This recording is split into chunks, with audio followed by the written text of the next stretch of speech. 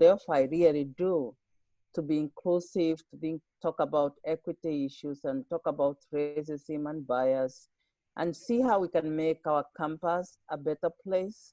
And we are the people that can change the campus. Nobody's going to come from out there and change for us. So this is a good time for us to really discuss those issues and come up with action plans.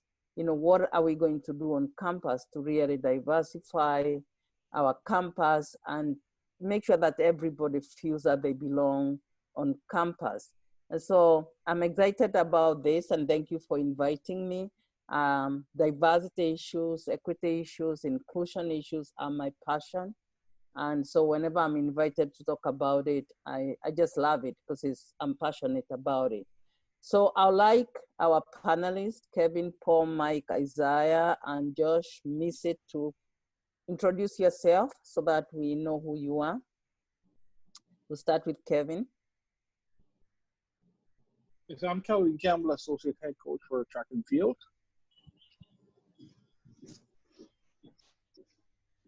I wish you'd say a little bit more about you. Tell us a little bit more about yourself, Kelvin. Okay, well, I've been at Delphi maybe 12, 13 years, and it's really a family atmosphere that we have here at Delphi, especially, you know, interacting with my colleagues and student athletes. And I do believe that we can be the beacon of light for other universities and set examples of what we have going here, and to improve it, of course, but I think we are doing a fantastic job thus far. Okay, thank you. Paul? Yes, my name is Paul Yard, assistant women's soccer coach there at Delphi. Originally from Barbados, so you might hear it in the accent a little bit. But I've been at Delphi now for 5 years. Previously at Dowling College, been coaching for about 15, 16 years on the island. Love Delphi, again, family atmosphere and everything that that the school stands for. It's great being there. Okay, welcome. Barbados is the country where we should all live. Next one is Mike.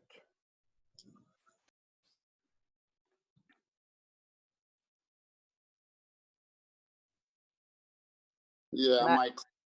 Yes, I'm Mike Claxton. I'm assistant coach of men's basketball. You know, I grew up on Long Island. I'm very familiar with the community. Despite my 6 year going into, you know, coaching at Delphi. So, you know, I've got a good understanding of how the community works, how the campus works. So, you know, I just want to thank you guys for letting me be a part of this council. Thank you, Mike. Isaiah? How y'all doing? I'm Isaiah. I'm part of the men's basketball team. I'm a junior. I'm from Charlotte, North Carolina. And I've only been at Delphi for a year now because I transferred. So, I mean, I haven't really, you know what I'm saying, experienced everything. But from what I've seen this last year, it was very, y'all were very welcoming. And, you know, I'm excited to see what the future holds. Okay, welcome. Josh? Hi, I'm Joshua Kulamala, also a member of the men's basketball team. Just finished my first year at Delphi. I grew up in Canada, so hopefully I could bring, you know, another perspective to the panel and just speak about my experiences, and looking forward to hearing what you guys have to say as well. Okay, the last one is Missy. Hi, everyone. Missy Traversi, head women's basketball coach here at Delphi. Just finished up my 4th season. Originally from Massachusetts, Delphi has welcomed me with open arms. It's been a wonderful experience. My staff and I are eager to learn and improve in all facets of the game, on and off the court, and just happy to be here. So thank you. Welcome. So we'll start with questions that I had sent ahead of time. I'm sure you have the questions. And, you know, if someone answers a question and anybody else wants to sort of ask a follow-up question, just feel free to put it in the chat so that we have a real discussion. Because I would rather we really get deep into the discussion than rush through the questions. And so if I ask the question and you want to get a little bit more time to think about it, let the next person answers before you jump into it. So question number one, in the light of what is happening, and we all know what is happening in the nation with Black Lives Matter, what are the changes that need to happen in athletics and sports? If I could add, Go ahead. One first. I think that information and education is important. And when I say education, I'm talking about, not a lot of people have interaction with law enforcement. Just an example. And not a lot of people have interaction with law enforcement. I think there was a percentage, it was like 3% or something of the population actually, at one time, have some type of involvement or interaction with law enforcement. So I think it's important that as a community or as a school, maybe, provide students with, that information in terms of, if you happen to have an interaction with law enforcement, what could you do or what should you do, or, and stuff like that. I mean, at the end of the day, when fear and perception and stuff, gets involved, and stress gets involved, everything you learn and stuff might go out the window. And that's also in regards to law enforcement. But I think, educating, people just in regards to just interaction, is important, I think, for students, and people that, again, really don't get a lot of interaction or have a lot of interaction with law enforcement. And for people, are you talking about students of color? Yes, I'm talking about students of color. Because we need to specify, because the problem is not our white students, it's really the students of color are the ones who get profiled. Yep, yes, correct. Okay. Next person who wants to jump in. Yeah, well, as far as sports go, I think it would be great, to see people of color, hold, positions of power where they're actually part of the decision-making process. And power is an issue, because when you don't have power, you can't make the decisions that will bring in equity and inclusion. Yeah, so definitely as far as sports go, I think we should see a lot more head coaches, head athletic trainers, athletic directors, people of color should hold those, those positions too. And I think that would be great for the students to see, as well as, young athletes growing up, to say, that there are other, jobs within the profession besides playing. Mm-hmm. Mm-hmm. So, I mean, let me push that a little bit.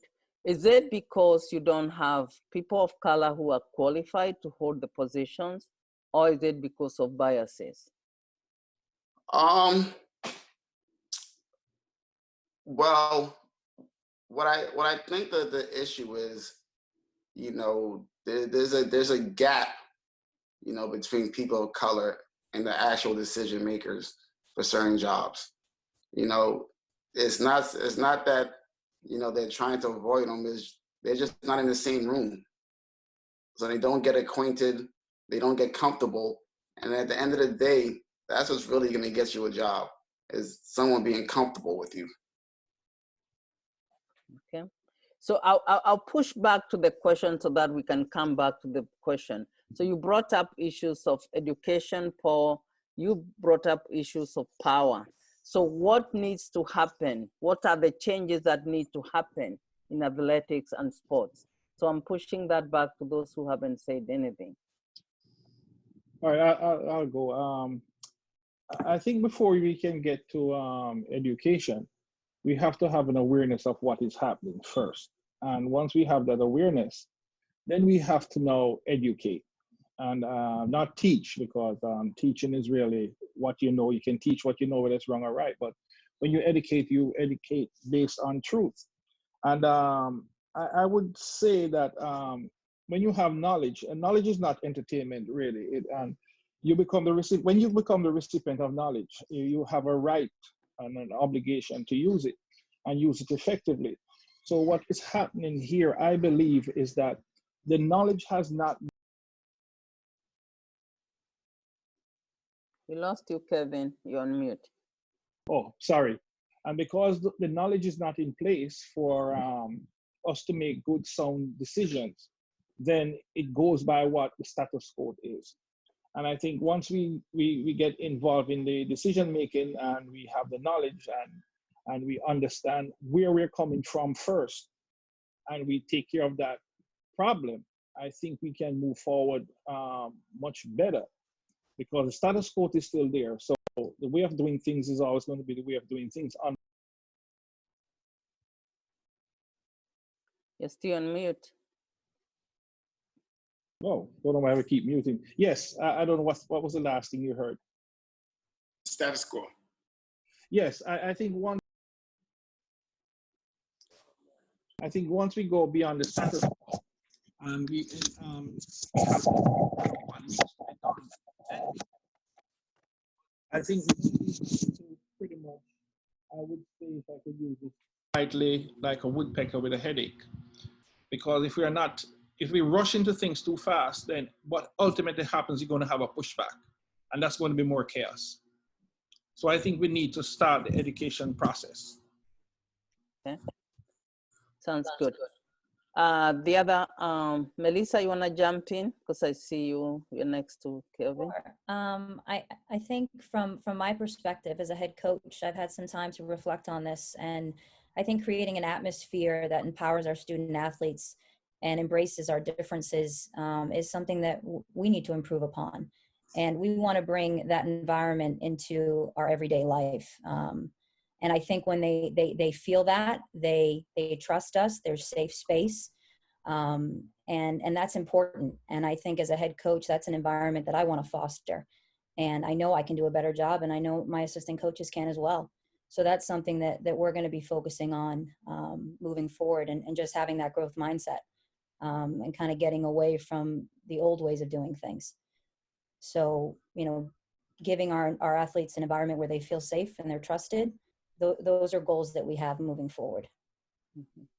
So the issues of power don't come in, because you're coming back down to their level and they're feeling accepted. Yeah, and giving them a voice. I think that's important. Yeah, that's important. There are other panelists. Isaiah, you wanna jump in? I'll jump in. Oh, okay. All right. Yeah, like she was saying, give us a voice. I mean, obviously, it's the head department, providing a good environment for us, but it's our job as like athletes to use our voice and use our platform to push the narrative. And I think, as student athletes, people look up to us in certain ways, and what we say definitely resonates at a higher level to some extent. So I feel like, just using our platform, pushing, the right narrative, and showing people, what's going on and what we can do to change. Okay, thank you, Isaiah. Josh, you're the last one. And what Isaiah was saying, basically like using our voice, and when we see like issues of race and inequality, being able to spot it out, and not just us, but like people, like other non-minority student athletes, and us, just to speak up when we see those type of inequalities, those type of issues, speak up about it, and just be confident and be comfortable to talk about that amongst each other. So I feel like those are kind of sensitive topics, and we're not able to speak about it when it comes up. So just to find that comfort and find that confidence to speak about it, and not just Black students but other students as well, to when they see something, to tell the other people, that's wrong, shouldn't be doing that, shouldn't be saying that, even if it's jokes or whatever, things like that. Just it's up to them to break that trend and that barrier. So everybody needs to do their part. It's not just people of color who should be fighting this. It's really everybody. Yeah. I want to go to question number 2, the policies. And I really want you to give me specific policies that need to be put in place to bring the change, specific. And maybe I'll start with those who are the head coaches, the assistant coaches. I'll start with those, and then the students can be last, because they're really not making any policies right now. But give me specific policies that need to be put in place at Adelphi. Think about your own area and some things that you would really like to start to see being put in place.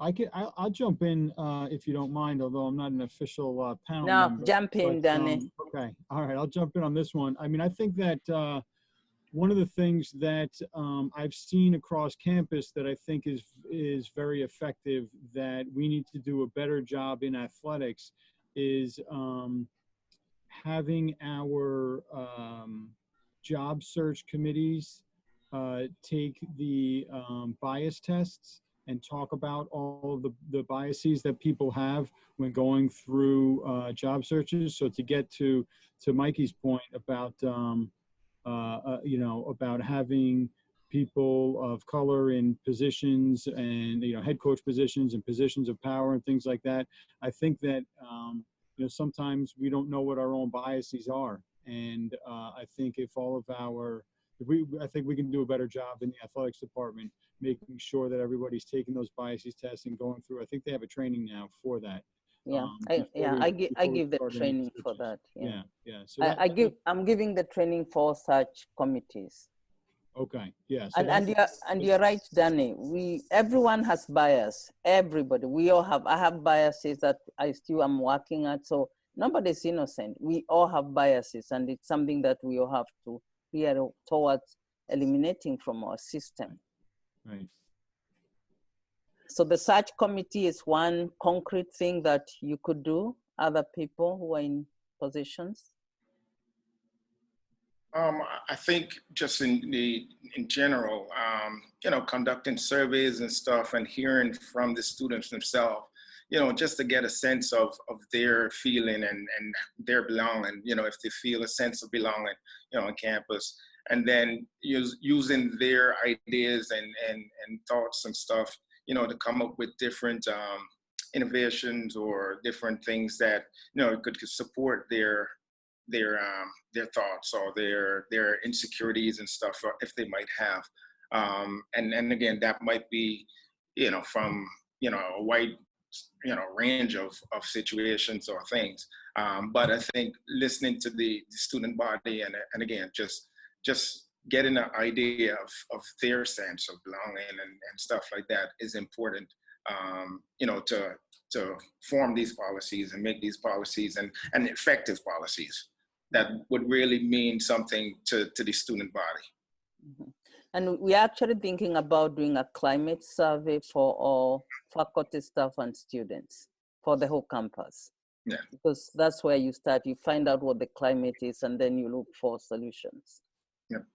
Other people, some policies that we can. Dr. Mangai, this is Centwali. Sorry. Hi, Centwali. Hey, I'm sorry I jumped on late. I'm doing fine. Sorry I jumped on late. For those who may not know me, I work as the Vice President for Student Affairs and Dean of Students here at Adelphi. So fairly new. I joined the university in December and moved here from University of Colorado Springs as the Vice Chancellor there. But just wanted to first thank everybody for being on the line. And I know I missed the opening sort of tone or prelude, but one of the things when you mentioned policies, yesterday I met with a group of students, a new sort of group of students referred to as the Equitable Adelphi Action Team. Some of you may have, I don't know if you've seen any of my letters that I've sent to all the students.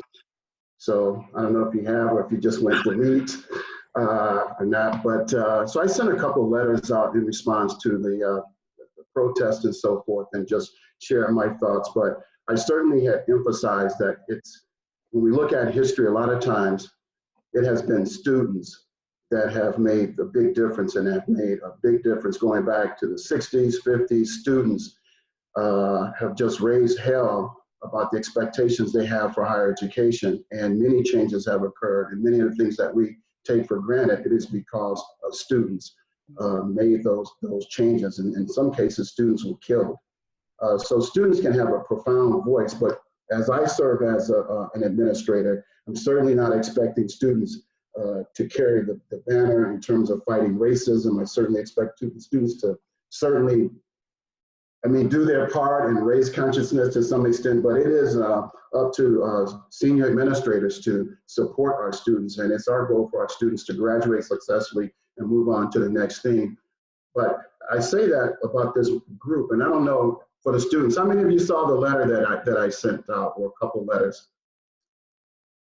Nah, nobody? Okay, all right. Well, Just me. Yeah, just you. Okay. Well, go back and take a look at your email. But anyhow, we asked students if they were interested in being a part of this group to help raise consciousness and brings some awareness to the university with respect to policies and so forth regarding racism or implicit biases, microaggressions, and so forth. And 27 students signed up for that.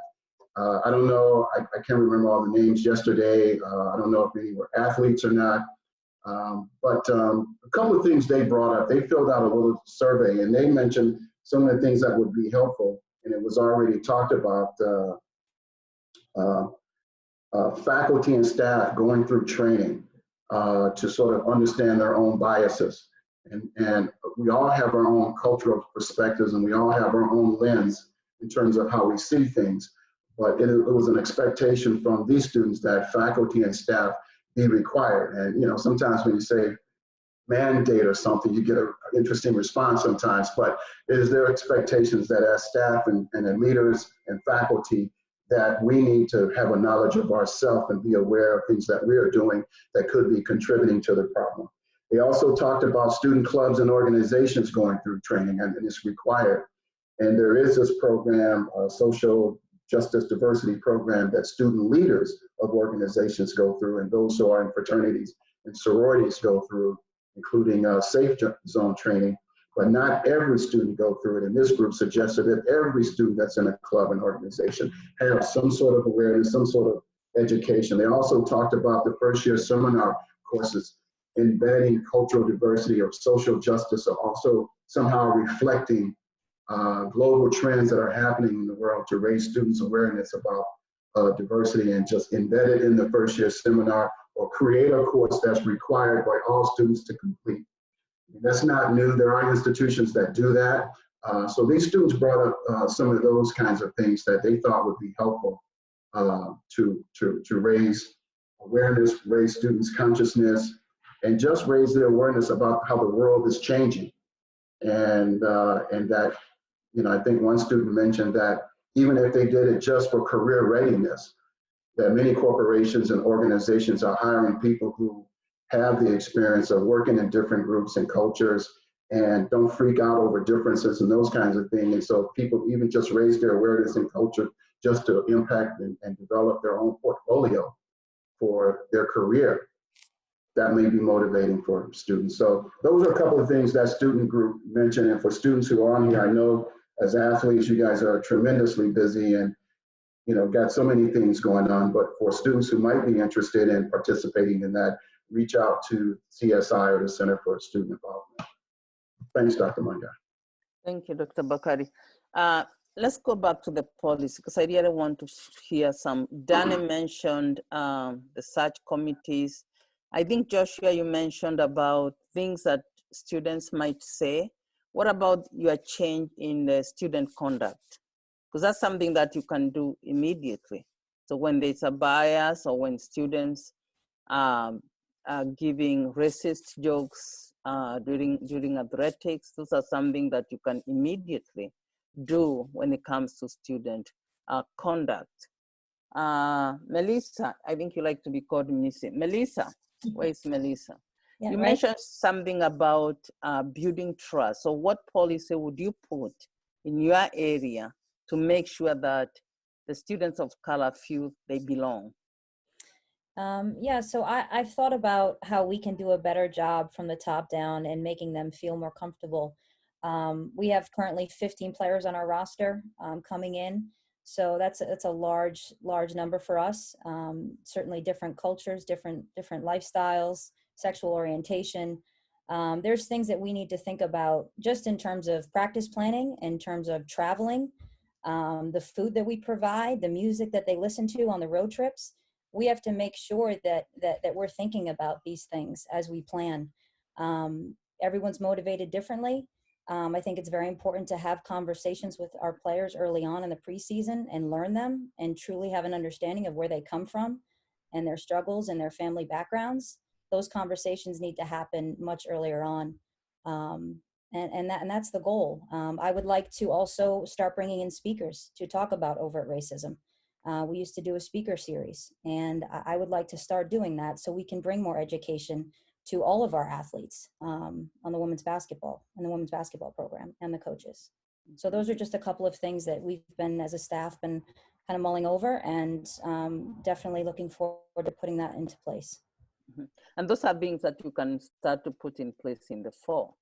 Absolutely. Just ask Danny to give you the money for the speakers. Yeah. Because you have to pay the speakers when they come. So really thinking about concrete things that you can do for your unit. You know, having those conversations is important. Making sure that everyone feels they belong is important. And really being a watchdog, you know, the jokes and the side talks that really irritate people because they feel like they don't belong, just to make sure that the students are aware that in Adelphi, we are model for diversity, equity, and inclusion, and we are not going to stand for any bias or racism or discrimination. If you belong to Adelphi as a student, staff, or faculty, we are all trying to make our climate better. And so everybody has to start thinking about it, not expecting one office to do it, not expecting that the administrators are going to do it. Everybody is in the team. The other people, anybody else wants to jump in about that same question? Yes, Kelvin here. I would have conversation before implementing policies, because I do believe that when people understand why policies have to be made and how policies are going to be implemented, I do believe when it comes from an educated perspective, that it will be embraced with enthusiasm. Right. One thing I would do is I would have surveys with student athletes to begin with. Surveys could be in person, or it could be in print, or it could be from a technological perspective. But at least you'll know what they're thinking, and then you can shape the narrative from that perspective. Because if we don't know what they're thinking and we are implementing things that they don't understand, there might be a pushback. There might be people who will keep quiet but still have those biases that they carry. And we would not have done a good job in shaping the young minds of these students. One thing I do is that if you curse on the team, you use off-color jokes, or you have any biases on the team, you write in a paper. And every time you're caught, you write a paper and we have a conversation about it. So those are some of the things that I have done with kids on my team. And as I said, Adelphi is more like a family-oriented university. So I think this would be very easy to do. It would be long-lasting, but when the culture is there, new athletes coming in would adhere to that kind of culture because they'd understand that this is in place and this is why it's in place. Okay. Thank you, Kevin. I want to ask the two students, what policies do you think you would like to see in your units? The two students we have in the panel. For me, it's more like I would say what I would see is like having a reminder, having someone that's a constant reminder that that it's not like this whole movement is not a trend. So I don't want to what bothers me is like in a couple weeks or a couple months from now, like we won't be having this same discussion. So like not necessarily a policy that's implemented, but just someone that's there to have a constant reminder to to keep having these discussions and to keep pushing for the movement, like to keep going until something better is there. So it's not just like a cloud passing and then we go back to our normal. Exactly. Okay. Yeah, I agree with that. I think it's important, like, you know, whatever we learn as far as like when we're the team or with the coaches, to bring that outside of the gym and outside of the courts and wherever field you play, and to put that into the real world, because like, you know, the coaches and the head leaders and all that aren't with us when we're in the dorms or off campus with our friends and stuff like that. And I think it's important as student athletes to, you know, make sure, you know, people around us, whether they're athletes or not, know what's going on and know what they need to do to better understand, you know, the whole movement and everything like that, so it doesn't just die down. Because this is something that's like really serious. It's not just like a, oh yeah, we'll, you know, we'll blow over it, somebody will take care of it. Like, this is affecting people's lives, all because of the color of their skin, and it's not right. So people need to understand what's really going on, and it's our job as student athletes to, you know, spread that narrative. Okay, thank you, Isaiah. And really that ties up to my third question. What are your reflections and feelings of the current events? I've talked to several people, staff, faculty. Today I had a meeting with faculty and they were very emotional. They were in tears. I mean, what are your feelings about what's happening in the country right now, the current events of what is happening?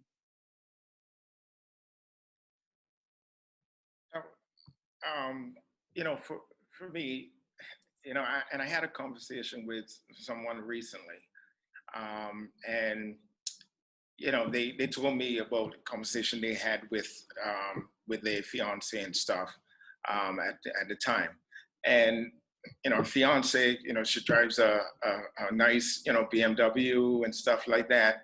You know, he's African American, you know, she's Caucasian. So, you know, he took his driver's license and his PBA card with him when he went to, you know, put gas in her car. So when he comes back, you know, he puts, you know, the stuff out, and she asks why you got to go with, you know, a PBA card, this and that, you know, and that stuff. So he says, well, you know how things are now, you know, recently, and how the climate is. I want to make sure that you know, that I'm safe. You know, I'm taking precautions. And, you know, so, and this is fiance, and she says, well, you know, you're just being racist. And his answer to her was, well, it's not about me thinking that the law enforcement officer is racist or anything like that.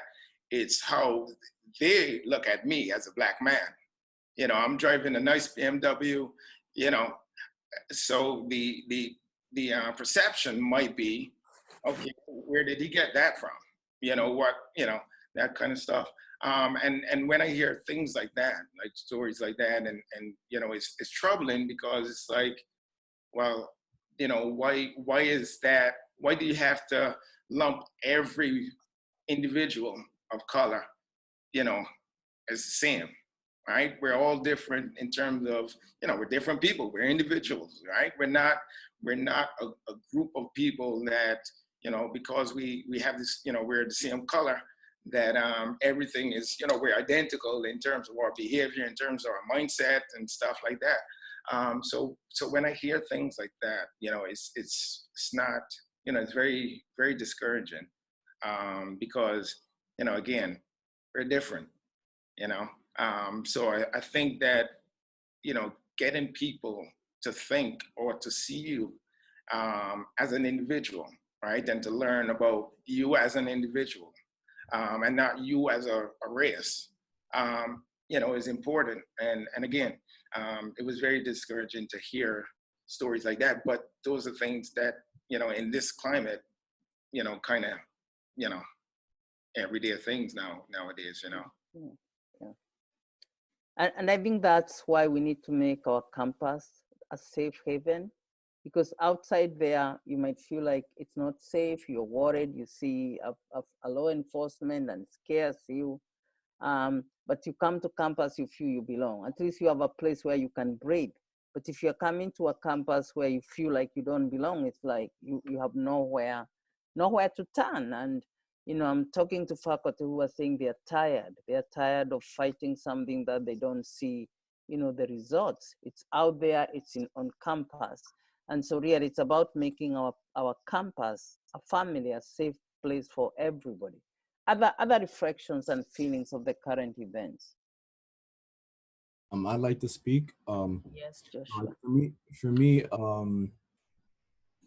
I've always experienced racial profiling or just racism in general in the past, and for some reason I never really like, it would get me angry, but I would never think of it too much. And when I see like things like this happening now, and I think back about how I feel towards police officers, for example, I've never felt safe when I see a police officer. I never felt like, and I know a lot of my friends as well, a lot of my family members, like we don't ever feel comfortable whenever there's a police officer around.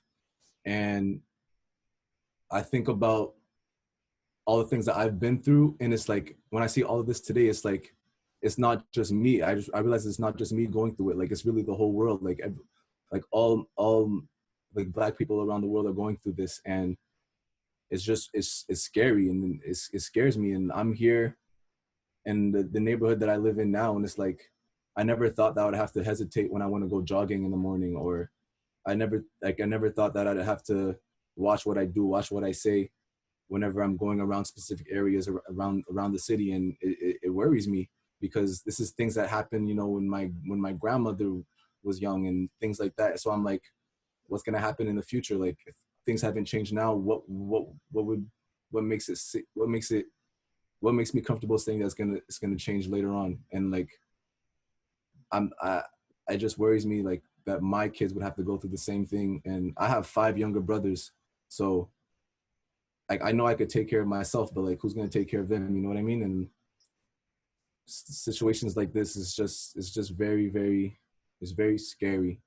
It's like I don't know how to like what else to say about that. It's very scary. I hear your pain. I hear your pain. I hear your uncertainty about life. And I think many of us are feeling the same, especially our Black men, especially because they profile more than they profile us women, and especially our young Black men. So I feel your pain, Josh. I feel your sense of, where am I safe if I'm not safe in my own neighborhood and I can't go jogging? You know, an innocent jogging might turn into a death. And so that uncertainty, you know, being on your head every day, and yet we expect our students to come to school and do well without really thinking about other issues that they're going through in their own neighborhoods or where they live. Other people, how are you feeling about Isaiah? You wanna say something? I'll speak. I think there's a few things I've kind of like reflected on and seen what's going on. One of them is there's a lot of people out there that don't understand what's going on because they live like in a bubble. If you may say, like, I'm in a town right now with my aunt and uncle where it's predominantly white and it's very, very small. And I've met some of the kids and they like have no idea what's going on, or like as far as racial injustice, systematic oppression, all that. They don't know what that is. And they just see, you know, what their parents are feeding them through the media and stuff like that. So they just believe all that. And I think it's important for, I think that's one of the main problems. You got people out here that don't understand what's going on outside the bubble that they live in. So they think everything's fine and people will just take care of it. And also, I don't know, it feels like every single time Black people or people of color or minorities start a movement or something, there's always some people somewhere that have to combat it with something. So like, you know, when people say Black Lives Matter, they come out with like, oh no, Blue Lives Matter or All Lives Matter.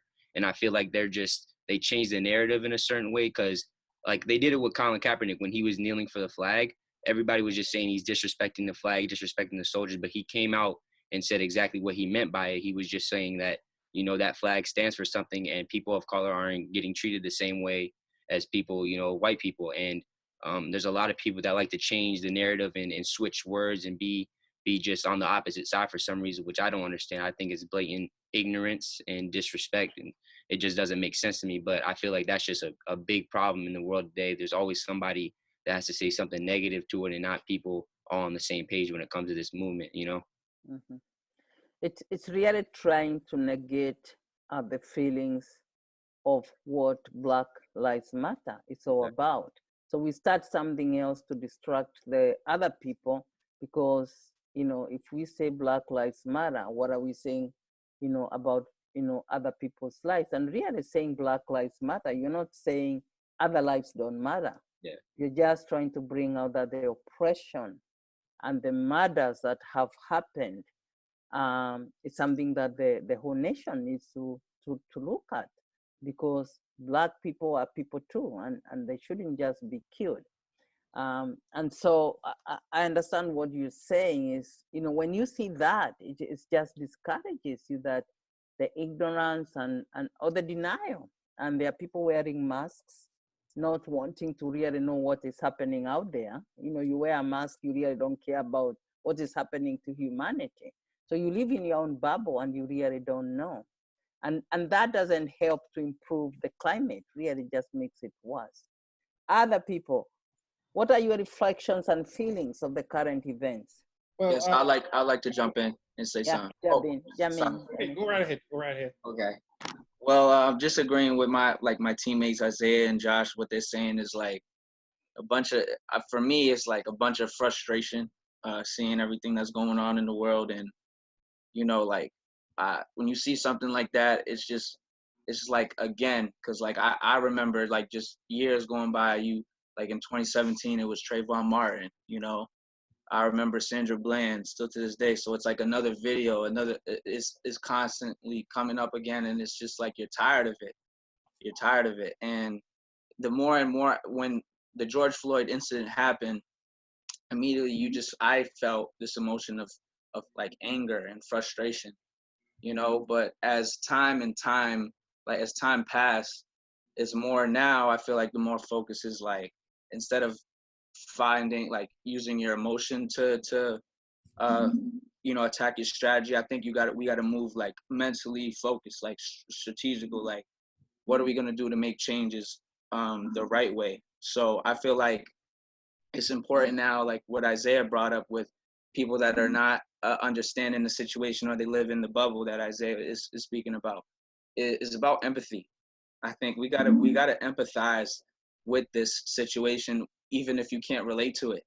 You know, Black Lives Matter should not be something that you take, what can you say, like take like personally. You understand? Like, if like, you got to understand what it's coming from, and if you don't understand it, then educate yourself on it. You know, really understand the history and why people are in so much pain.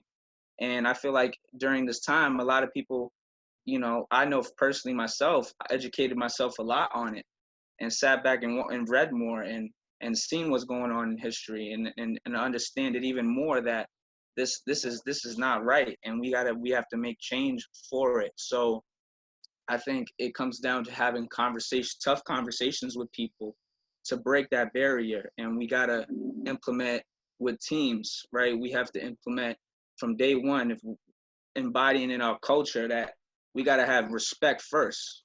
It's respect first. We got to respect. I don't care what race you are, what religion you are, you know, whatever you believe, whatever, you got to have a sense of respect, and understanding that we're going to have each other's support regardless, you know, because we can hold each other accountable on the court. Obviously, we can get at each other, like, you know, making sure that like we're on point when we're on doing our sport. But off the court, we got to understand that we are brothers, we are sisters, we got to support each other.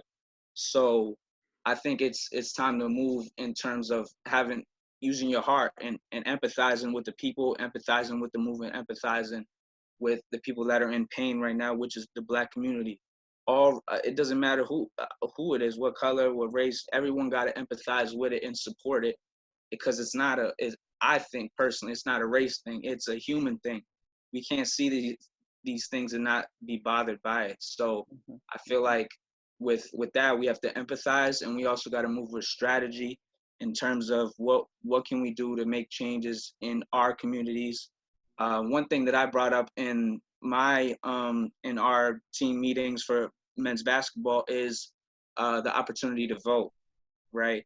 And I think that is an important thing to focus on too during these times, because, you know, with people that are voting for their first time or not understanding, this is my first year voting. You know, a lot of people don't understand the process of, you know, voting, or like absentee ballots and all that process, you know, and that's important too, because if we're going to move with strategy, we got to move into the system. What's the problem? What's the laws being made? You know, can police brutality towards Black people, can that should be a hate crime, in my opinion. You know, so like, it's about things like this, like strategically moving. Instead of emotion, we got to move with our minds. Like, what can we do to really make change in the system so we can make it a better place for us right now, but like the future generation, but when we prepare to be, you know, parents and have children. So I think it's about being strong mentally, but also empathizing too with the people. Okay, thank you, Ron. And you bring a good point, because when we talk about racism, it's really, we're not talking about a person is a racist. It's a system. The system is what is racist, and then people buy into the system. If you don't buy into the system, you know, it's not going to affect you. People become like the system because they believe in the system, and they just go along. So real changes must happen. Other people, before we move on to question number 4. Those who haven't said anything in the panel, people, your feelings. I just listening to Ronnie. I mean, I the power of sport is so amazing, and I'm trying to remain optimistic, and I see my colleagues coming together and trying to support their players and support one another during this. And yes, there's a lot of work that needs to be done, but when you hear people speak about their passion and their love and their empathy, I want to cling to that. I want to try to cling to what's good. And I think it's been a roller coaster of emotions the last couple of weeks, but there's certainly a lot of good that can come of this, and a lot of education that can be had. So Ronnie, just wanted to thank you for sharing that, and just, it was excellent. Thank you. Thank you, Coach. I appreciate that. We have maybe 64 people on this call, and with all of us, we can make a difference. And you talk about feeling. I have 3 sons, and my first son is pretty light. He's pretty light. My second son is very dark, like me. And the other son is in between. And if I know you can't understand this yet, or you probably would never understand it, but when they're out, every time that phones ring, the feeling that you get in your stomach, because you have no idea what kind of call you might get. It's just a very strange feeling. I've learned to deal with it, but my wife, she can't deal with it. So I've asked them not to call. Don't call the house phone, because everybody has a cell phone. So if you call the house phone, it's either a telemarketer or something terribly gone wrong. And that's how it is. And so I asked them to call my phone, or if you don't need to call, text. Because it's a very strange feeling that you get. You're driving down the street and you hear a siren or the police light comes on, and it's not even for you, but you think it's for you. And immediately you're going in defensive mode. And it's a very strange thing to fathom. But I think if we don't do something as people who are like-minded and who wants to progress, I think we're going to lose this country. I think we're going down a very slippery slope at this point, because it can't be them against us, you against, it can't get to that point. And I'm so happy that we have people here that is willing to make a difference with the students and with our population that we have at Adelphi. And as I said, we could be the beacon of light that, you know, this country is looking for, but we just have to work together and understand. Understanding is the first thing we need to do. You have to understand what goes on. It's not that we are trying to, you know, stir up trouble or anything like that, but think about this, 400 plus years, people had to work without getting a dime, and they built something, and the end of it, this is what we have. My brother, he's a major in the Army, United States Army, and he used to work out of the Pentagon, and he went overseas to Bosnia, and he was surprised to see, you know, the people who were fighting against each other.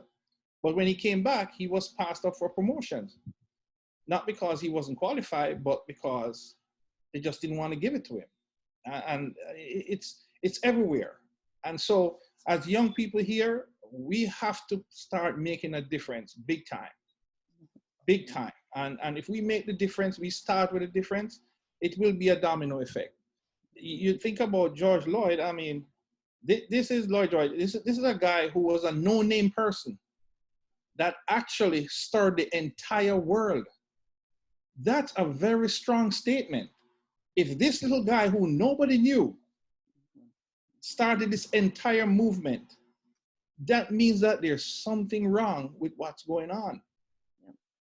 And so if we move real fast and we try to put the Band-Aid on it, the story is going to be still there.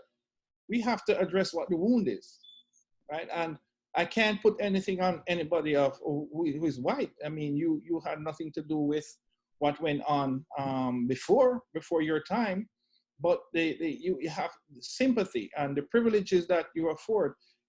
I give you this quick. I travel with Katie Reese a lot, and we go to the nationals and stuff. If you understand the looks I get when both of us walk into a restaurant, or even traveling, or even getting on a plane in some airports, people are looking us up and down as if, and she's my boss, really, but they don't know that. A guy showed me his 9mm walking into a hotel because we were going to our separate rooms, and he lifted up his shirt. This is in Missouri, and he showed me his 9mm. And I just quickly turned and just walk away, because usually I'd make sure she's safe before I go to my room and so forth. That night I had to just turn and walk away. This is Missouri. So there's things that we face each and every day that you might not understand, but just bear with us and understand that we're not trying to say that you're responsible, but we just need some help. And I think I like what Kelvin and Ronnie said. I think there's a difference between compassion and empathy. And we are asking people to empathize with what is happening, because compassion is like you can have compassion and walk away and forget about it. But empathy means you are really putting yourself in the shoes of the other person and trying to feel what they are feeling, what they are going through. And so when you empathize with what is happening, then you're going to take action. And instead of like, oh, I'm sorry for them, and then you move on. So we're asking people to empathize and think in terms, if I was in those shoes, what would happen to me? One of the exercises I used to do with my students is I would ask them to imagine, all my white students and all my black and brown students, if you woke up tomorrow morning, Melissa, and you find yourself as a black woman, what difference would that make to your life? If you are male, you woke up tomorrow morning and you are black male. And they were overwhelmed to think in terms of how their lives would change. One student said, I know my parents would disown me. If I woke up tomorrow morning and I was black, my parents would say I'm not their child. And so putting yourself in someone else's shoes to really know what's happening in our country and even in other nations, and to really empathize and say, I'll take a stand against evil, because it's really taking a stand and working together, which leads me to our next question. Do you believe that this issue of race can be better won if non-minorities are advocates? Because one of the things that we have done, the burden is on people of color, and they're tired. They can't carry the burden anymore. So how can other people come and help?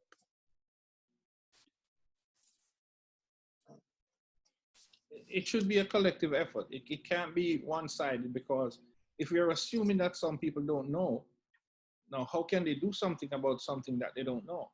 So I think it should be a collaborative effort between everybody and say, here's what we're feeling, here's what's happening, what can we do better? How can you help us to do something better? I think it will be all right with that. Okay. So collective effort. Yeah, I'll step in and say something. I'll say, in this situation, obviously, during these events, Black people are tired of trying to call out what is wrong. And I think it's not on a Black woman or Black man to educate a person, a white person or a person of any other race, of these social injustices that are going on in this country. It is on the other races to, like we've been talking about, empathize, but also educate themselves on what is going on. Even if you know, you got to throw pride or ego or whatever out the window. It's got to be you want to understand and want to help, and you got to understand that injustice anywhere is wrong, and you trying to help. So it's about educating yourself and not expecting other people to educate for you. Mhm. I will add on that.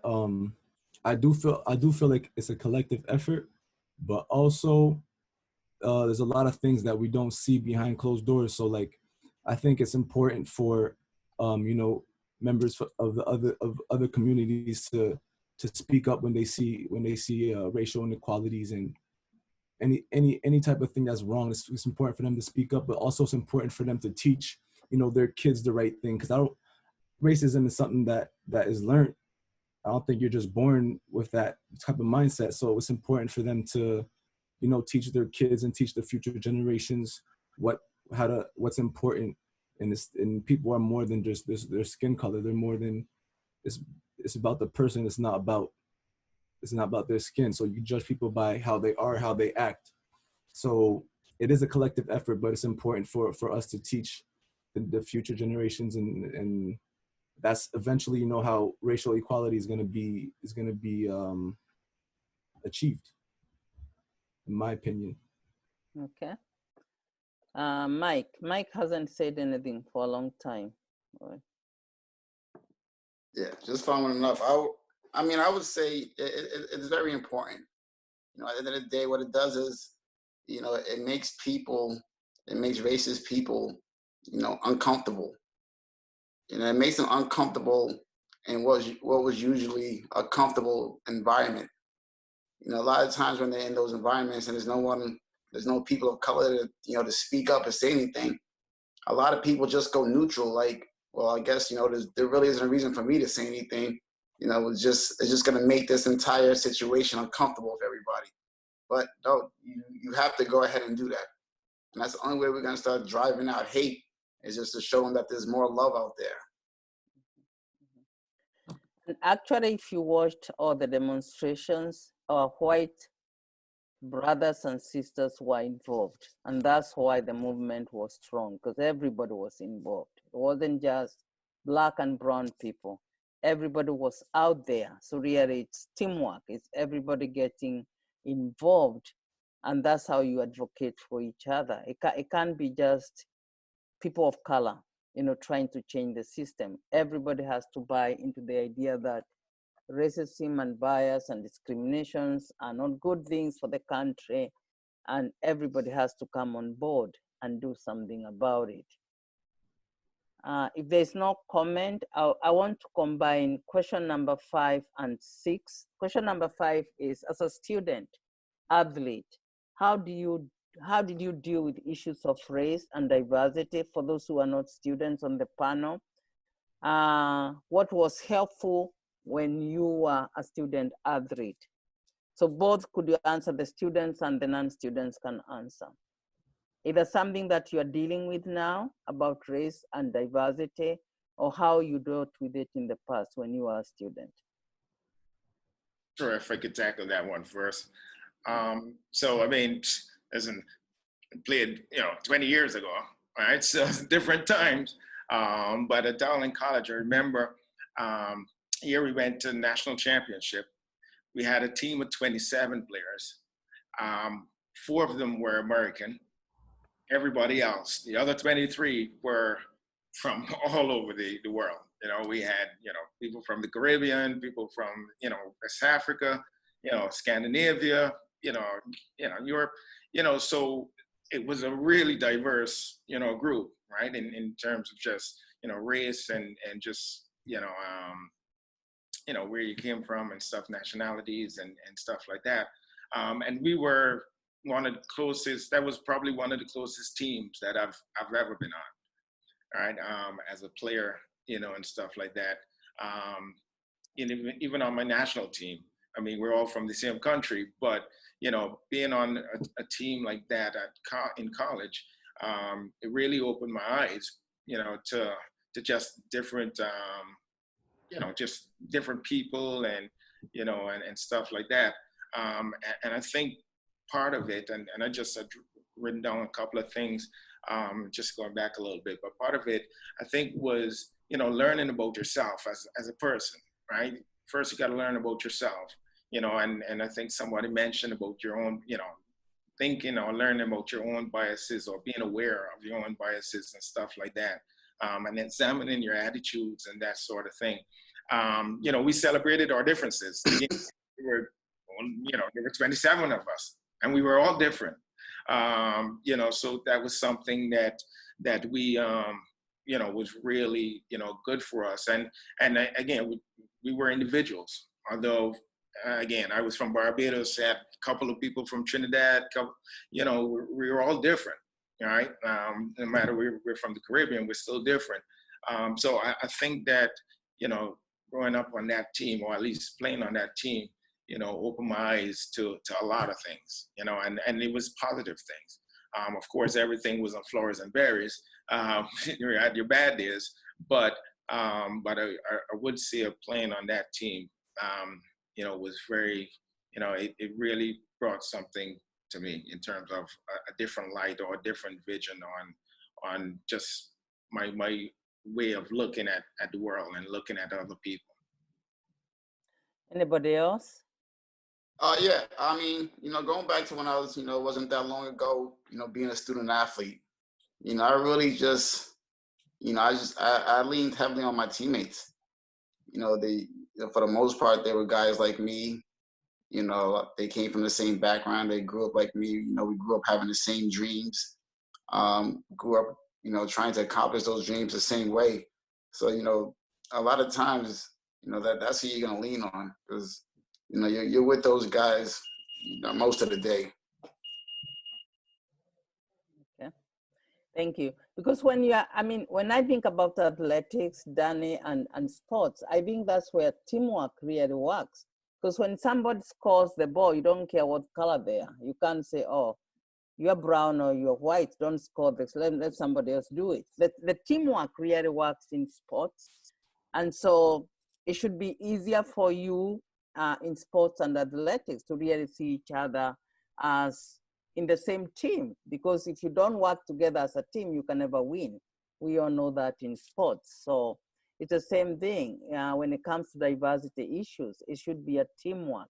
We should all work together to make the climate at Adelphi better. I want to go back to Ian in case there's questions on the chat so that we don't run out of time, or Michael, or whoever is running the questions. No, thank you, Dr. Munga. I mean, I certainly have a question. I mean, I want to go back to, what Ronnie and, kind of had referred to. I mean, what's as a privileged white male, I mean, for me, I mean, and I don't know if I'm speaking on behalf of anybody else, what can we do to proactively ensure that we can have these uncomfortable conversations? Are you, okay. Ian, I could, go ahead, Ronnie. Well, I just feel like it just having these uncomfortable conversations is important, and when we're gonna have those conversations, it's just got to come from if from a standpoint of, if we're gonna have them, we have to throw out ego, we got to throw out pride, we got to throw out our own beliefs, or the white man or woman that's listening, but our own judgment, and just hear out what the other person has to say, or what the injustices they had faced, or what struggles they went through. So it's just about throwing pride out of the window and trying to understand more.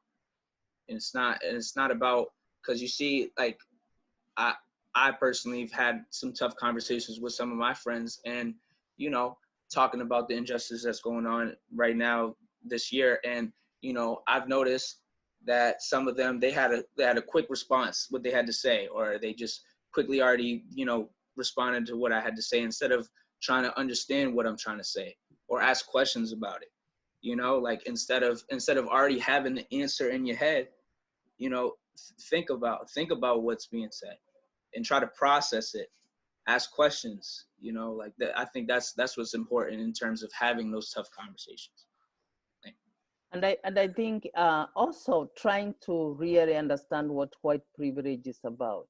If you're denying that there is no white privilege, then you're not going to really be ready to talk about those difficult conversations, because there is white privilege. Ian, you didn't have to go what Ronnie or other people have gone through because the country has white privilege. And when I hear my white colleagues saying, we work hard, it's not white privilege. People who deny white privilege is there. It means you are denying what the other person is going through. It's really being there to listen, to learn, and not feel as if when people of color talk about what they're going through, as if they are blaming you, because it's not you, it's a system. And I think that's why we shy away from those conversations, because anytime you want to have a conversation with a white colleague, they feel like, oh, why are you blaming me? I'm not the one doing this. But when you get to the point where you realize it's a system, we are talking about the system that has been created to oppress other people. So you don't feel like someone is going to blame you or someone is blaming you. Then you are more open-minded to say, yeah, the system really stinks. We need to talk about it. What can I do as a person in my own area to change what the system has created? And then there's no blaming. You're not blaming the white person. You're not feeling like, oh, these people of color, they are blaming us. Why are they out in the street? Once you realize it's not a personal thing, it's a system that has been created for 401 years to oppress people, right from slavery to now, and the system still continues, then you become more open-minded to talk about it. I think people shy away from talking about these issues because every time it's raised up, it feels like a blame. Somebody's blaming us for things we didn't even do. You are blaming me for slavery. I wasn't even there. I didn't have a slave. And so instead of being defensive, think in terms of, we're talking about a system that has been set. How can we change the system, even in our own little small area, in athletics and sports, so that we are not just going by the system that has been set to oppress the people. Did that answer your question, Ian? Yeah, yes, Dr. Mungai, and thank you also, Ronnie. We also have a question real quick, if we can get it in here, from our assistant men's basketball coach, Nick Stanton. So Nick, if you want to unmute yourself and come in. Yeah. Can everyone hear me? Yeah. Okay. So it's not so much a question, it's just more kind of doubling back on some things that people have said. And so while we're on this call, I kind of looked it up and just wanted to get the numbers right. More of speaking to a lot of other fellow white people here, which is, and just in general, which is, to say, like, the reality here is that we're 63% of the population in the United States. And so nothing really changes drastically without our help collectively in some way. I mean, it's just a numbers game. And I think the easiest thing for us to do collectively as a race is to say, well, it's not that bad, or,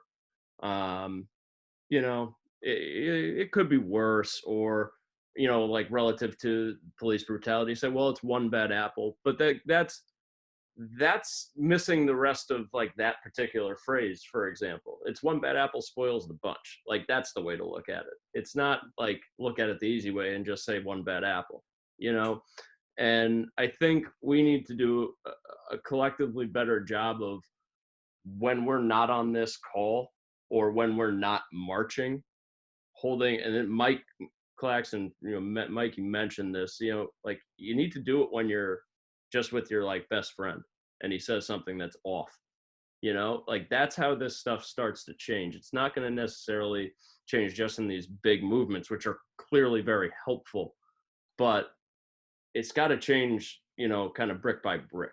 Like this problem of racial injustice didn't happen overnight. It happened over thousands of years, honestly. So to think that it's just going to change with, a few marches, I think is totally off base. But the marches can help, and we can all individually, every day, in our own individual circles, and right now those might be very small because of coronavirus, like you can still make a change every day by just holding people accountable around you, holding yourself accountable, and not being the person to just be like, well, it's one bad apple, because that's the easiest thing to say. That's kind of a garbage answer, if you ask me. So that's it. Very well said, Nick. Really, very well said. It's the change has to come brick by brick. It's each one of us has to change. If we have to change on our campus, you can't wait for somebody else to do it. And one thing I always tell people: if your friends are making jokes, racist comments, racist jokes, even though you think you don't believe in it, if your friends have the guts to stand there and do it, it's because they think you believe the way they believe. If they knew you were against it, they wouldn't say it. And if you hear your friend saying something and you don't say anything, then you're just as bad as your friends. They are very comfortable making racist jokes because they know you believe it. Otherwise, they would wait until you walk away, then they would say it because they know you're going to say something. And so Nick put it right on point. It's brick, but it's you who has to start the change. Don't wait for somebody else to start the change. You have to start the change. Ian, are there any more questions? Yeah, I have one more. I think my question is obviously we've seen as a result of we're trying to eradicate racism, and like Nick said, it's got to be done brick by brick. And I think we're trying to be proactive, and we're having, especially on campus, we're having these Zoom calls to get in front of it and try to eradicate it completely. I guess what has been all of your take? I mean, Dr. Mungai and the panelists, I mean, what has been your take on the approach that we've seen so far, and what can we do to get better? You want an honest answer? I would hope so. I think one thing that we haven't really done very well is we talk about it and we don't move to the action. But this time we are talking and moving to the action. I mean, those who have been there longer, we had social justice on our website for a long time, but we never did anything about social justice. Really, the change on diversity issues came when President Riordan came on campus. That's when she really pushed the change on diversity, recruiting more students of color, recruiting more faculty of color. So I have been at Adelphi for 22 years. So I've seen the change, but the change on diversity issues really started with our president when she came in. And I think the way we are planning to do this, we have started a committee, a task committee to look at our academic area. And what can faculty do to make sure that even the curriculum is diversified? If you're teaching literature, there are other people who wrote literature books. There are other people who have written books that you can write. But when you are only teaching from the Anglo-Saxon view, you are missing a whole lot of others. So we are looking at how do we diversify our curriculum. We have created diversity councils in every unit. All colleges and schools have a diversity unit that will be working with the faculty. And also they will be looking at retention of faculty and staff of color and also of students of color. How do we retain students of color? And then Dr. Bakari talked about the task forces that the students are doing. And so as a campus, we are determined to make a change.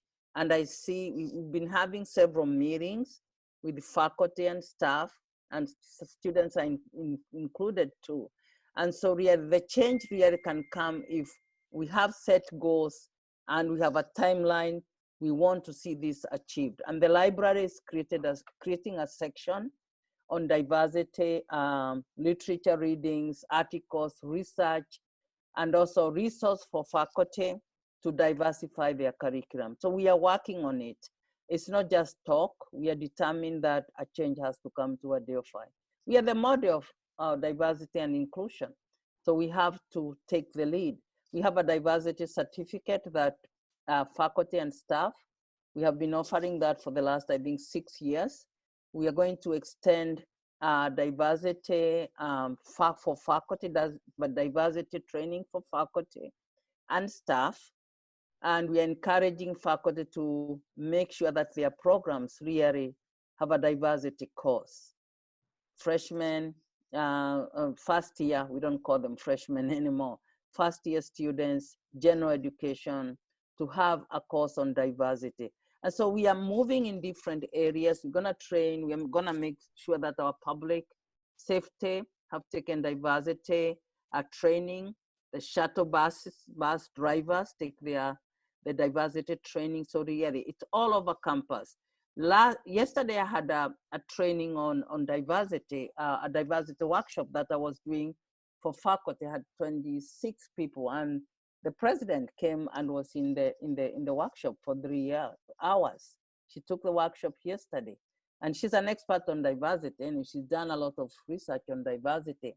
And I know how busy she is, but she's modeling the fact that we all need the training. And so we are moving forward to make sure that everybody is on campus is on the same page. Dr. Bakari, you want to add the student side?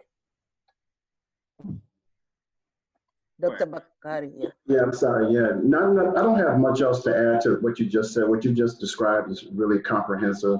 The Student Affairs Division, which is the area that I'm responsible for, we made a commitment that the entire staff go through a diversity training, so to speak. And most of it is about some of the internal work that we all need to do as staff members, understanding our own biases, perspectives, and ways in which we might be contributing to the problem and not be aware of it. So we're making a commitment to do that.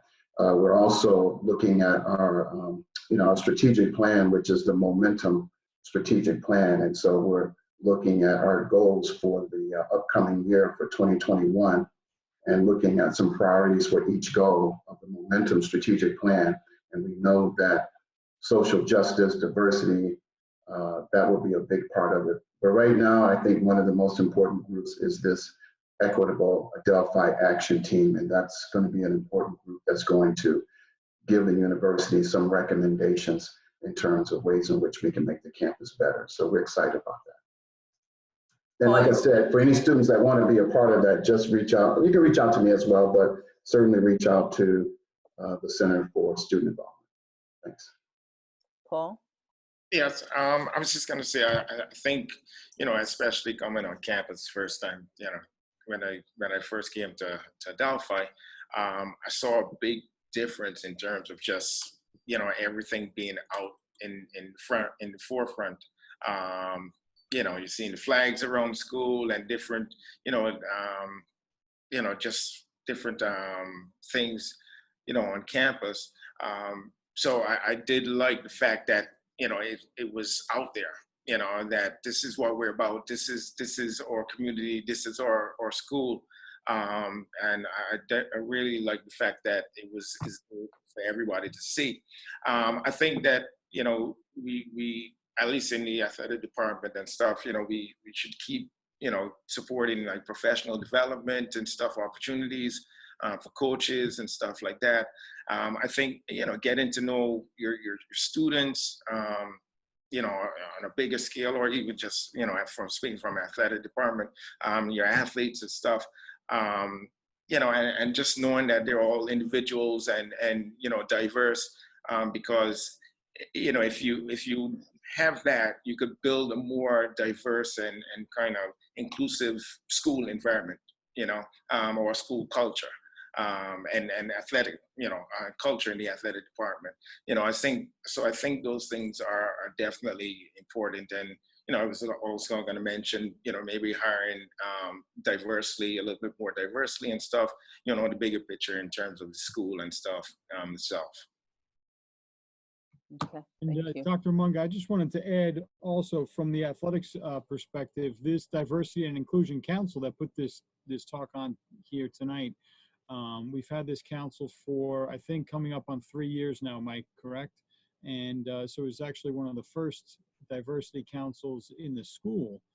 So we're proud of that. But we mention every year at our Black History Month dinner to the students to please reach out if you want to be on this council and help us put together some programming, help us put together some activities that can grow this cause and educate your fellow student athletes and coaches and administrators. That's what we're looking for.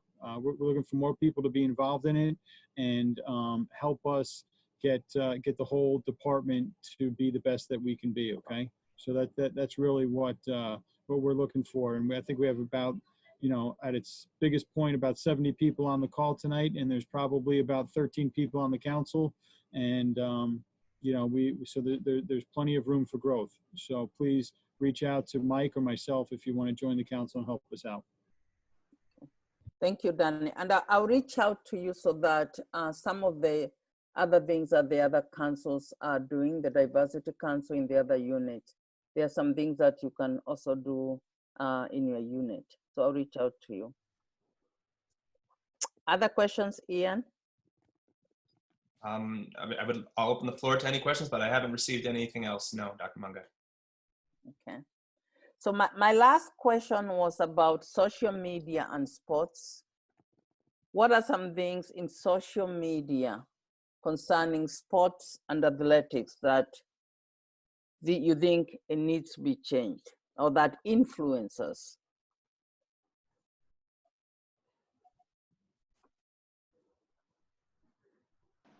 I'll jump in and say that now I think is a perfect opportunity for athletes or, people that have a profile or the platform to use their platform through social media or whatnot to speak up on the injustices and provide information for their fans or their followers. And I think now is a perfect time to, not be, as a student athlete myself, I could speak like, you don't want to put anything that will rub people the wrong way or, it's not politically correct. But I think now is the time to just throw that out the window and just speak on how you feel, like speak on, your experiences or call out the injustices and like try to work together as everybody as a, community, try to help each other out and try to educate each other and have it be positive first. Like, let's throw like all the hate out, none of that. Let's come together and be positive and productive with it. Anybody else wants to chime in?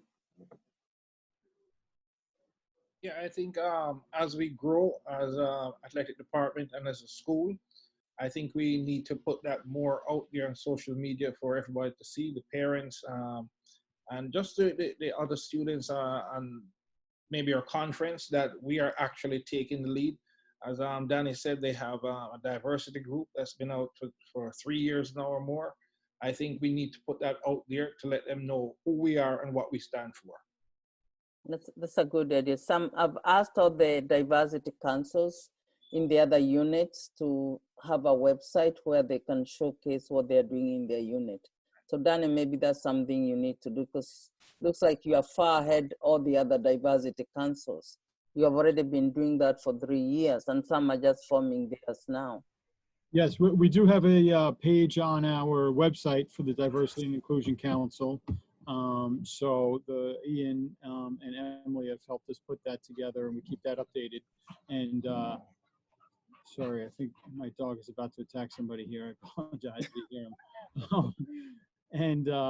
And then one of the other activities or initiatives I should say that we did is all the signage that you see around the building, all those "We Believe" signs. We believe in diversity and inclusion and equity, and they're all over the CRS, especially the locker room hallways, for our student athletes to see every day when they come in and out of the building. So that was an important thing. The council felt like we wanted to establish, our beliefs right there for student athletes and recruits to see when they come in the building every day. So just some things like that we've done, and obviously the Black History Month dinner that we do every year. Some of the good things that we're doing. Okay. I think also like Danny and Calvin has said in terms of, and Ronnie had mentioned too, in terms of just getting that information and different things out on social media, you know, to use it as a positive platform to send a message. And I think just, you know, and we talked about, you know, research and getting people to actually, you know, um, research on they get some information on their views and don't speak without having the information or knowledge or, you know, or background, right, to speak on the issues. So I think like even just putting like stories or you know, experiences and stuff on social media, not necessarily your as your experience, but you know, somebody from history, you know, somebody that did it 50 years ago, somebody that did it 100 years ago, whatever the case is, you know, some of the or predecessors in terms of this movement. I think just even getting some of their stories out, you know, so that you educate other people, you know, that might be reading these things or seeing these things on social media, you know, might be, you know, helpful also, just to get, you know, just to give more information and spread more knowledge and stuff. Okay. I want to take this time to thank our panel. I know we ran over the time, really for being here and talking about these sensitive issues. But as a university, this is something we have to deal with. We have to talk about it and not just talk about it. We have to do something about it. And really, I like what Nick said, and I think somebody else put it on the chat, that one hand cannot clap. If you have one hand, there's no way you're going to clap. And Nick also talks about brick after brick. So really, this is a teamwork. When you talk about diversity, inclusion, and equity, it's not something done by one office. It's not something done by the administrators. Everybody has a part to play. And really, you as people in athletics, you understand what teamwork means more than any of our other students. Because, you know, unless you work as a team, you can never win any sports. And so you understand the concept of forming a team and working together and talking with one voice. Because if your coach is saying go right and you're going left, you will never win. You know, they'll throw you out of the team. So you understand the concept of really getting together and having the same idea and working together more than I think all our other students on campus who are not in sports or athletics. So really, this is teamwork. So when you see something, you hear something, don't just be a bystander. Say something. You know, if your friends are making jokes that they shouldn't be making, say something. And sometimes because we don't like conflict, we are afraid to tell the people. And one thing I've learned is if I don't want to confront the person and I hear something, I'll look at them straight in the eye and say, I can't believe you said that, and walk away. I never give them a chance to respond because I don't want the conflict. And so like MTA says, if you see something, say something. If you hear something, if you see something on campus, don't be a bystander. Because when you're a bystander, it means you're just as bad as the person who is doing it. And so this is something that we are going to do together as a campus. And each one of us has a part to play because we need each other to fight this evil system that has oppressed people for 401 years. And so when we talk about diversity, we are actually talking about race, racism, and biases, but then we have other issues on campus, like we have our bridges students who have different abilities and who also feel marginalized because people are not accepting of them because of their disabilities. So there are a lot of issues that we need to deal with on campus, and really come to the point where when you come to campus to Adelphi, you know it's a family, they accept you no matter what you look like, no matter whether you have a disability or ability. I call it ability, no different abilities. No matter whether you are different color, no matter whether you can't play sports because you tried and Danny kicked you out, they still love you anyway. And we are a family. Adelphi, most of our students say they came to Adelphi because they feel like it's a family. It's a small university. It's only 8,000 students. That's a very small university compared to some of the schools that we attended. And so let's make Adelphi a place where, as I think it's Kelvin who says, out there you are afraid because you don't trust the police officers, but when you come on campus, it should be a safe haven for all of us. So thank you, panel, for being here, and thank you everybody who attended. This is good. Danny, thank you for inviting me, and Michael and Ian for your communications. This is very good. Dr. Bakari, I know how busy you are, but you came this evening. Thank you. And so let's do this. We can do this as a campus. And if you need to talk to me, you can send me an email, mungai@adelphi.edu. I'll call you, I'll Zoom with you. I'm Zoomed out, but I'll still Zoom with you. And don't just hide and be sad alone. Reach out to someone. You know, reach out to Danny, tell Danny what is happening in your whatever is happening. Reach out to Melissa or your coaches. They are people who understand what diversity is all about. So students, reach out to somebody. If you feel like somebody said something that was racist, don't just go home and cry. Reach out to somebody, because our student conduct says we do not allow people to bully others or to be biased against others. So make sure that you reach out to someone, because that's how you preserve the culture of Adelphi. We want everybody to be culturally competent. And to be culturally competent, you really have to be able to interact with people from different culture. Thank you very much. Be safe, wash your hands, wear a mask if you need to wear a mask, and be safe. And we'll see you whenever campus opens. All right. Thank you so much, Dr. Mungai. Thank you, Mike and Ian, for helping out, and to all our panelists tonight, and for all of you for taking the time. It's very much appreciated and very important. So thank you. Have a good night.